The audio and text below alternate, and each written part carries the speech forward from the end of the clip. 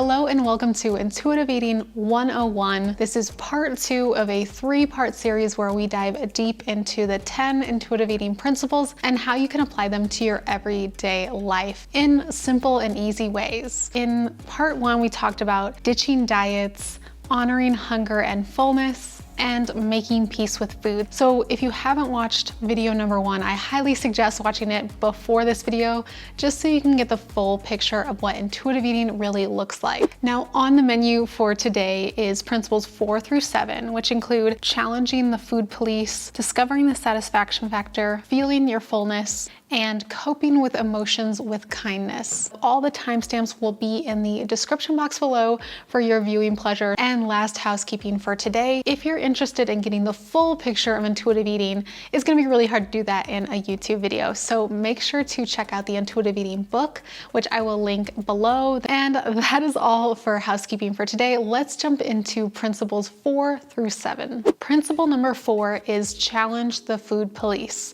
Now, the food police may sound like a new term if you're new to intuitive eating, but here's what it means. The food police can both be you, and they can also be other people in your life that kind of encourage maybe negative thoughts or feelings around food, or encourage you to restrict or deprive yourself. They may be policing your options of what healthy really means and telling you what to eat and what not to eat. Both can be really harmful for our relationship with food. So here's where it can show up in life. Example number 1 would be Susie, your coworker from work, who's on the keto diet, and she judges you or says something every single time she sees you eating a piece of bread. It could be both backhanded or straightforward, insulting you. Both kind of make you feel lesser than for eating a certain type of food. The next example is where you might be the food police for your own body. That could look like you going to a birthday party and your favorite cheesecake or birthday cake or whatever you love is at that party, but you tell yourself, that's not a part of my diet. I can't have that because that means I'm not healthy, or I'm lesser of a person because I had that cheesecake. You might not have that direct association or thought with I'm a terrible person. You might have more mild, layered thoughts to this, but in an essence, you're telling yourself that you're bad, you're doing something wrong, or you're breaking the rules when you do this, and that's what leads to guilt and shame afterwards, which can thus harm your relationship with food moving forward. Both of these are great examples of where we need to recognize and reflect and then challenge the food police. So this may be dependent on your comfort level, if it's someone that you are speaking with directly, if it's food police that are not within, they're food police that are external. You can deal with this as you see fit. It can be really helpful to set boundaries ahead of time. So if you know that your coworker might say something to trigger you, or they've just been doing it week after week and you're kind of getting tired of it, you can have a one-on-one conversation with them, step them aside and tell them, hey, I appreciate that you care about my health, so you're recommending the diet that works well for you right now, but I'm recovering my relationship with food and I don't really find it helpful when others tell me what works for them. I find what works for me, and I've been doing this intuitive eating thing, and that's what I'm focusing right now. So I would love if you could keep your diet and your recommendations either to yourself or other people that really enjoy keto. If you're someone like me, it can be really hard to be direct and confrontational with people, but I promise if you step them aside and do it in private, then it'll probably be way more well received than you might think. And if they don't respect your wishes, they're probably not your friend or someone that you want to keep around to begin with. Now, you may think, well, isn't policing my food decisions a good thing sometimes? I mean, I need to be told to eat fruits and veggies and not donuts all the time. I need to be told to stop drinking soda and to drink tea. Now, there is a big difference, and we'll talk about it more in the gentle nutrition principle, which will be in part 3. But policing our nutrition and honoring our health are two totally different things. So you may also hear this again as gentle nutrition in principle number 10 of intuitive eating. We do care about our health and our nutrition in intuitive eating, but what comes first and foremost is treating ourselves with kindness and respect when it comes to food, and honoring hunger and fullness, honoring our body. That's what comes first, and then second is nutrition.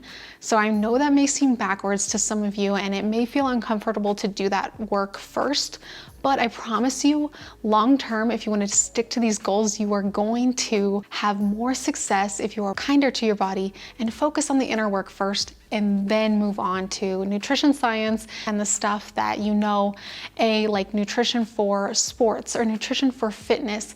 I help my clients with doing those goals too, but we make sure to focus on prioritizing their self-esteem, their self-confidence, their self-worth first, and then we can move on to those nutrition goals. Or we kind of do them simultaneously sometimes, but you get what I'm saying. It has to be both. It can't just be the nutrition science. Hope that makes sense. The next principle is principle number 5, discover the satisfaction factor. Now, feeling full is not the same as feeling satisfied. In this principle, we want to focus on satisfying our true hunger with the foods we actually enjoy and listening to our body when it's hungry with the foods that we prefer, the foods that we know will fuel us, etc., etc. So for example, have you ever seen those tips that say, when you're hungry, have a giant glass of water first. When you're hungry, have an apple first. When you're hungry, have veggies first. These can sometimes be well-intentioned tips because it is true.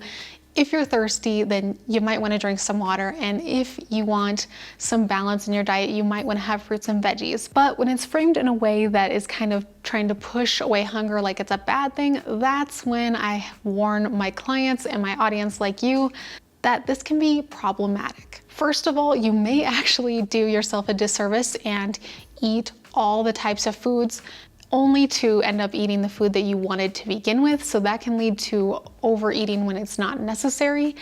And also this kind of perpetuates body distrust. The best thing that you can do is enjoy the food and move on. And I know, again, this sounds so uncomfortable and so backwards for some of you. You might think, well, that's just gonna lead me to eating more of the wrong foods. But actually, it's shown to not be true. The more we habituate ourselves to foods we enjoy that we may deem as unhealthy or lesser than nutritionally dense foods, the easier it gets to incorporate them in normal size amounts that's okay for us to have in a balanced diet where all foods fit, and then also fit in foods that are nutritionally dense too. Habituation is talked about a lot in intuitive eating, so I highly recommend reading the book. And I can also go into depth on this in a separate video if you're interested in habituation of food and habituation of fear foods, so that you can kind of normalize them and have them in smaller amounts. Let me know in the comment section below if that's something that interests you. But just for the sake of this video, habituation is basically normalizing a food and having it, including it more and more in your diet. And then you may find you have more of it at the beginning, but eventually that food loses its sexiness and its danger, and you don't feel the need to overdo it after so long. For example, if you had ice cream every single day for the rest of this year, do you think by the end of those 365 days, you would still be craving ice cream in a large amount? Probably not. You'd probably still love ice cream, but you wouldn't want to have it every single day. So all in all, the best thing that you can do to meet the satisfaction factor and to check off this principle on your list of intuitive eating to-dos is to just listen to your true hunger and honor it. Listen to your true cravings and honor them. So I know that's a tough one. We can talk about it more, but I think you'll really notice that the more you do this, the more that you get a little more relaxed around the foods that you were once afraid of. Before we talk about principles 6 and 7, let me know in the comments below, what is the toughest intuitive eating principle so far for you? What has been your experience and what has been your struggle? I would love to hear from you in the comment section below. And if you're interested, I do have a free 7-day food and fitness freedom challenge where it kind of walks you through learning the first steps to food and fitness freedom, meaning just having a more balanced approach to food while also honoring your health and your fitness.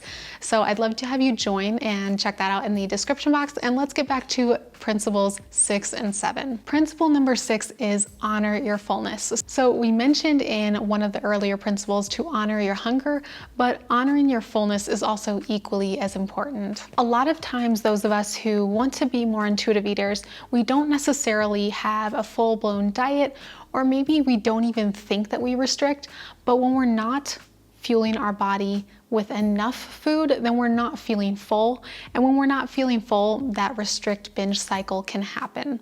When we undereat, our body responds by ramping up hunger signals, so it motivates you and your body and just your mind to seek out food. It's a very, very normal response to hunger. I will admit this one can be really, really tough because in mainstream media, we're taught that restriction and dieting and eating a small amount of food is actually normal, and it's not.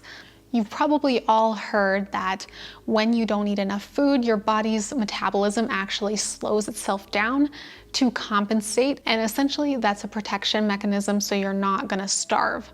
So your body is looking out for you and your body is trying to figure out what works best for you, but when you undereat, you're actually slowing down your metabolism because it wants you to survive. And I know even for me, after my eating disorder recovery, I hardly knew what a normal portion was.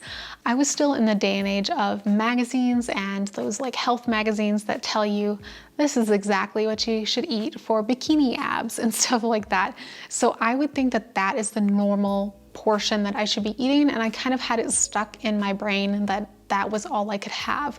But only when I really started to learn about nutrition, and especially nutrition for fitness, I learned shortly after that I was very much under fueling for my active lifestyle. All in all, just remember that it's okay to feel hunger and that it's also okay to feel like you need more food after you've had maybe your first portion or what you think is a normal amount of food. If you're hungry after a meal or you're not full after a meal, then that probably means you do need more food.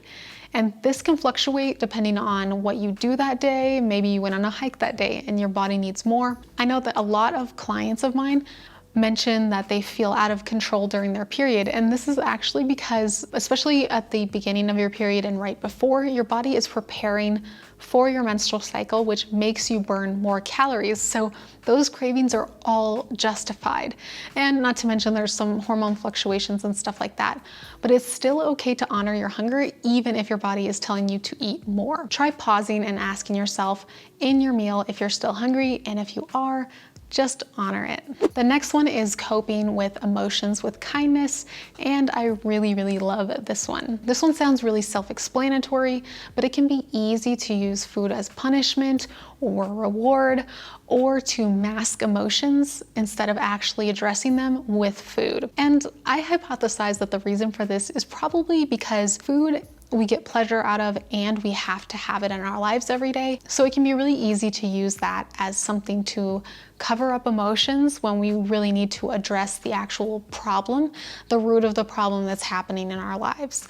And again, this can be so tough. This is one of those topics that is both dealt with an intuitive eating or eating disorder dietitian, whatever fits what you need, and then also with a therapist. It's one of those things that needs to be addressed with both, because when you're addressing your emotions with food, oftentimes there's something underneath that you need to address to get to the core of the problem. Also, have you ever had one of those moments where you had a food that you felt guilty about having, and then you felt so much guilt and shame that you just ended up having more of that food or binging on that food to punish yourself?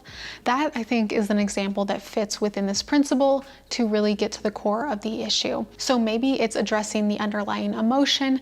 Maybe it's watching how you talk to yourself when you eat a certain food. Like, since we mentioned it earlier in this video, we'll throw birthday cake under the bus again as an example. When you eat that birthday cake, what thoughts are coming up in your mind?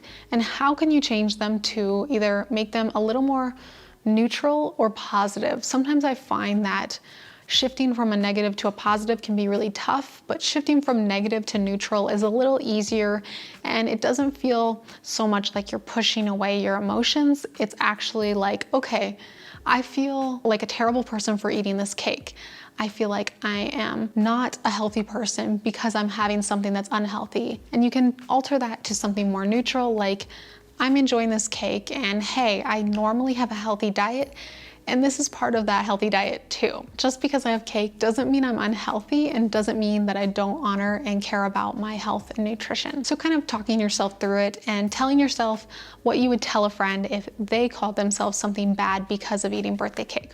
What would you tell them, and tell that to yourself. Food can be used to treat unmet needs as well. So if you're feeling stress, grief, need for sleep, need for emotional support, need for social interaction, all of those things sometimes we use food to mask. So instead of using food, think, what do I need in this moment? How can I address what I need?